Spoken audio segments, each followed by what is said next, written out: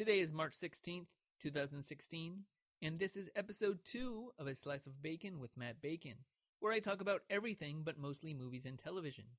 Today on the podcast, I'll be discussing the $150 screening room theatrical release box, a number of new trailers that just dropped this morning, this week's new releases, and finally I'll be answering your Twitter questions. And because I still don't have a theme song, let's go right into the news. Last week, Variety broke news that Napster co-founder Sean Parker was pitching a new service called the Screening Room. The plan would be to sell an $150 box that connected to your television, which would allow you to rent first-run films the same day that released in theaters, as well as receive 2 tickets to see that film in theaters for $50 each. While theater owners are certainly nonplussed, even with the minor incentive, Hollywood seems to be taking sides. Peter Jackson, J.J. Abrams, and Steven Spielberg are among those in favor of the box, while others such as James Cameron and John Landau believe it would ruin the sanctity of the in-theater experience. Now, I don't see this box ever becoming reality. It doesn't matter what the directors are saying if they're for it or against it. Right now, the only theater chain on board is AMC. The other theater owners that have been talked to so far are against it, and right now, that's how movies make all their money. Theatrical release. Yes, they do make money on Blu-ray and DVD sales, video on demand, but that's after word of mouth comes out and people have seen the film in theaters. Movies that go straight to video on demand usually don't make enough to win back all the money that they spent making and marketing the film.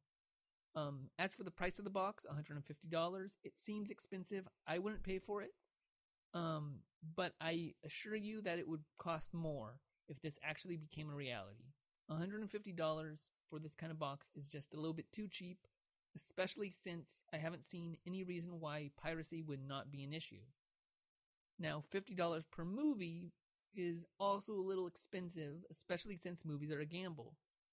I'm trying to think of a movie that I liked that a lot of other people didn't like. I guess a good example would be The Force Awakens. I really enjoyed that film, but there were a lot of Star Wars fans that were very disappointed by it. Not many, but there were a few. And if they had paid $50 to be disappointed by a film, they would be mad. And they wouldn't be able to get their money back. Now that's assuming that a lot of people are going to be buying this box. I just don't see a lot of people buying the box to begin with. The directors that are for it, which are Peter Jackson, J.J. Abrams, Steven Spielberg, a few others are Martin Scorsese, I forget who else, but they're all saying that this system would capture people who don't already go to the films, who already stay home, and who aren't watching films anyway. And I don't know if that's true. If I had enough money and I could just spend all I wanted, I might do this. Right now, I'm a poor post-college student, so I would not pay $150. But again, I don't see studios doing this. They're in favor of it right now because it just seems, we can make more money. But first of all, piracy. They say that it would solve piracy issues because they wouldn't be able to download this movie off of the box. But you could still set up a camera and shoot it towards the film and release it that way, and people who pirate movies would be fine watching it that way. So that would not stop piracy unless there was somehow some mechanism on the box that did not play the film if there was something filming the box. I don't know. I just don't see this box happening. I think people are taking it way too seriously right now. Maybe in like 10 or 15 years we'll see something like this because movies are changing. Movie theaters are changing. I know the movie theater by me, they're replacing all their seats with recliners, and they're changing their seating from first come first serve to pick your seating ahead of time. So theater owners know that not as many people are going to see movies these days and are trying to boost sales again. So we'll see what happens with movie theaters in the next, 10 to 15 years, I guess is a little long. 5 to 10 years. But that's all I have to really say about this story for now. So let's move on to today's trailers. The first is for BEN-HUR, a remake based off the 1880 novel Ben-Hur, A Tale of the Christ. The film stars Jack Huston, or Houston, I think it's Huston, maybe it's Houston, Morgan Freeman, and Tony Kebbell, and is directed by Timur Bekmambetov.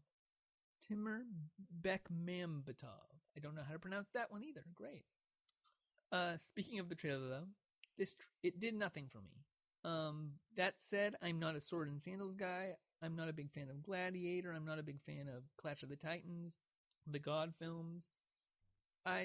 These are just not my cup of tea. Anything in the desert is a non-starter.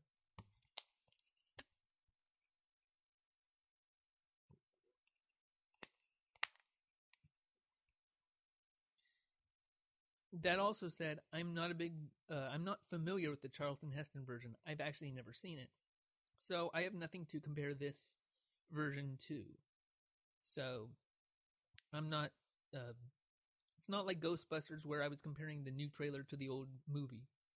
Because I've never seen this old movie, so to me this is new. I'm looking at it with fresh eyes, just as any other person who has not seen Ben-Hur. And again, it's generally uninteresting. But I'm also not a big fan of the actors. I don't know Jack Huston or Jack Houston. I've never seen him in anything, so I can't really talk about him. But Morgan Freeman, a lot of people love him. I love his voice, just like everybody else does. We all loved him as God and God Almighty. But he's not a draw in films for me. I've seen him in more bad films than I have seen him in good films. He was okay in Oblivion. And I'll talk about a film next that I saw him in that I wasn't a fan of. I'm just not a Morgan Freeman guy.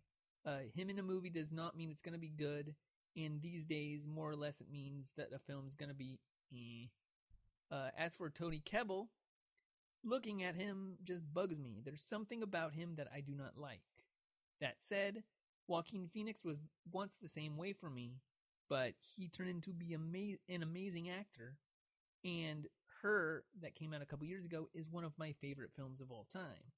So an actor can turn around for me, but it's going to take a lot. And from what I see in this film, Kebbell doesn't look like he's going to do a great job. I hope I'm wrong.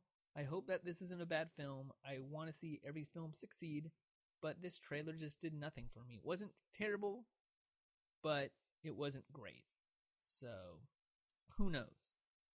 The next trailer is Now You See Me 2, the sequel to the original 2013 film. This one stars Mark Ruffalo, Jesse Eisenberg, Woody Harrelson, Dave Franco, Lizzie Kaplan, Morgan Freeman, and Daniel Radcliffe, and will be directed by John M. Chu. Now, this trailer I liked. It was a lot of fun. It has a lot of people I like. Mark Ruffalo, Jesse Eisenberg, they all are enjoyable. Lizzie Kaplan, I think, is much better than the female lead from the last film. I forget her name. Sacha Baron Cohen's wife. She was good in that one. She wasn't great. I like Lizzie Kaplan more, so I'm more excited now. That said, the trailer for the original looked fun, but I ended up hating it. At least I hated the ending. I really hated the ending of the last film. A lot of crazy things happened in the movie, and they tried to explain it all. Even the stuff that you knew was CGI. And in this stuff, there's a lot of things that make no sense, such as the slide that goes from what looks like LA, or maybe it's Vegas, or from the United States to China.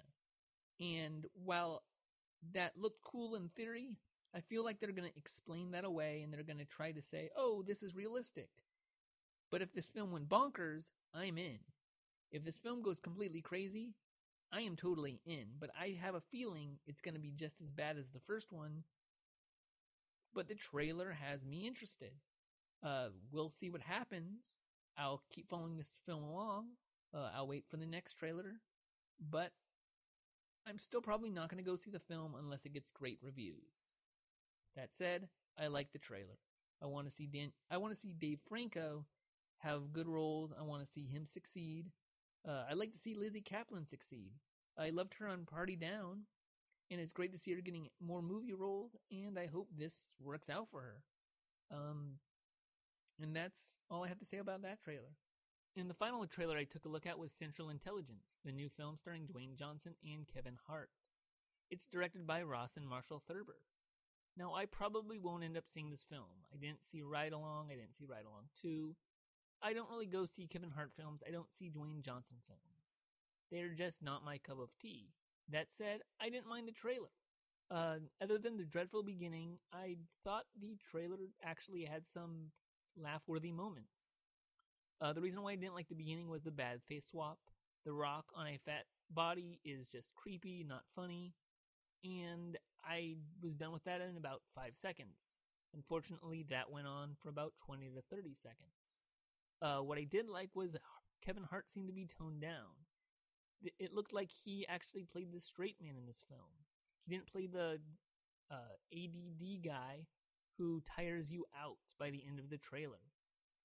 In fact, Dwayne Johnson actually had a few funny lines. I'm not the biggest fan of him, but what they had written for him was good, and the way he read those lines made me laugh. And it's the same director as We're the Millers and Dodgeball, which is another positive for me. Again, my gut tells me this won't be a great film, but it looks like dumb fun, and I might rent this on Redbox when it comes out in the future. Now on to this week's releases. Miracles from Heaven came out today, while The Bronze, Midnight Special, and the Divergent series Allegiant all come out Friday. Now the only wide releases of this bunch are Divergent series Allegiant and Miracles from Heaven. Midnight Special and The Bronze are both limited release films, and while I was not going to plan on seeing The Bronze, Midnight Special is a film that looks great.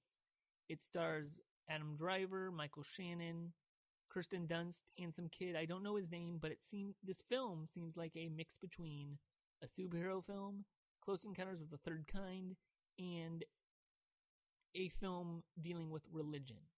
And not in a cheesy way, in a real way that makes you wonder, or makes you ask questions. It honestly looks like a great film. I want to see it, but it's not going to play near me for who knows how long. I don't know when it's going wide release. I just know that limited release starts this Friday. As for the other two, the ones that are wide release, Divergent series Allegiant looks terrible. The first two weren't that great, but this one looks even worse. It's even getting a 21% on Rotten Tomatoes, and, well, again, Rotten Tomatoes is not a good decider on films. 21% is not a positive. I've also seen a couple of clips on TV. Actually, I saw one last night on Jimmy Fallon, and it looked terrible. So I'm not going to go see this film. I saw the first two on Redbox, and I may see this one on Redbox too. We'll see. As for Miracles from Heaven, that one just does not look like my cup of tea. I'm not the biggest Jennifer Garner fan or Queen Latifah fan, although they are not bad actresses. I just am not a fan of what looks to be religious propaganda. I don't really want to talk about religion, especially on a podcast that a lot of people listen to, or that I want a lot of people to listen to. So I'm just going to avoid that topic. I will say that Miracles from Heaven looks better than most religious films. Looks way better than that War Room movie looked, and War Room made surprisingly a lot of money and was number one for a week. So who knows? It's also getting okay reviews, but again, not planning to see that one. The only one movie I plan to see from this release list is Midnight Special, but I don't know when it's going to play near me. Finally, I have received a couple Twitter questions. If you wish to send me your questions, tweet me at BaconRelatedPun. My first question comes from Another Idea Man at Another Idea Man. His tweet asks, what are your top 3 desert island DVDs? My first DVD would be The Grand Budapest Hotel. That movie is a perfect movie from beginning to end. It has the perfect cast, the perfect aesthetic, the perfect music. In fact, I am so glad that movie won Best Soundtrack because I listen to it all the time. The themes are great. It's just, there's nothing bad I can say about The Grand Budapest Hotel, and just thinking about the film makes me laugh. My second film would be the Pixar film Up. And people are going to disagree with me on this, but it is not a perfect film. the second half of that movie has big issues in regards to the talking and flying dogs. But other than that, it's easily Pixar's most emotional original story. I never get tired of it. I watched it the other night. I only plan to watch the first 10 or 20 minutes just to see how the animation held up after 7 years, or I believe it's 8 years now. No, it's 7 years. It came out in 2009. I wanted to see how the animation looked, and it still holds up, but I ended up watching the whole thing. And it was great, so that would be my second film. My final film would be Forrest Gump. This is a film that, as of recently, a lot of people seem to be having a backlash on. I just don't get it. It was a wonderful film when it came out. It's still a wonderful film. It's a heartwarming story. Tom Hanks is an amazing actor. The CGI in some of the scenes is a little wonky, but of course it would be because technology has gotten so much better since the movie came out. And I also like the cheesy ways he floats through historic events. I'm also a sucker for Lieutenant Dan. This movie made me cry, laugh, it got me scared. It was just a great film. So those would be my top three Desert Island DVDs: Grand Budapest Hotel, Up, and Forrest Gump. My second question comes from More Divine at More Divine SF and reads, "What's your favorite book?" And my answer to that is actually a book series called A Series of Unfortunate Events. I discovered this series when I was a teen. I've read all 13 books, and overall it's a wonderful series, and I cannot wait for their Netflix adaptation. They were great children's novels. They were witty. They hold up today. I just really can't get over how smart they were. A lot of the wordplay, they did some crazy stuff about deja vu. It was... I don't know what to say about it. It's been a while since I've revisited the books. I would love to revisit them soon. Unfortunately, I don't have the whole collection. Many of the books I borrowed from the library, and I am missing probably half the collection. So one of these days I'll get them all and reread them. But yeah, that's my favorite book series. And so that brings me to the end of my Twitter questions. If you have your own, tweet me at BaconRelatedPun, or if you would like to email me a question or a suggestion, or just email me, my email is mbacon@hiddenchaos.com.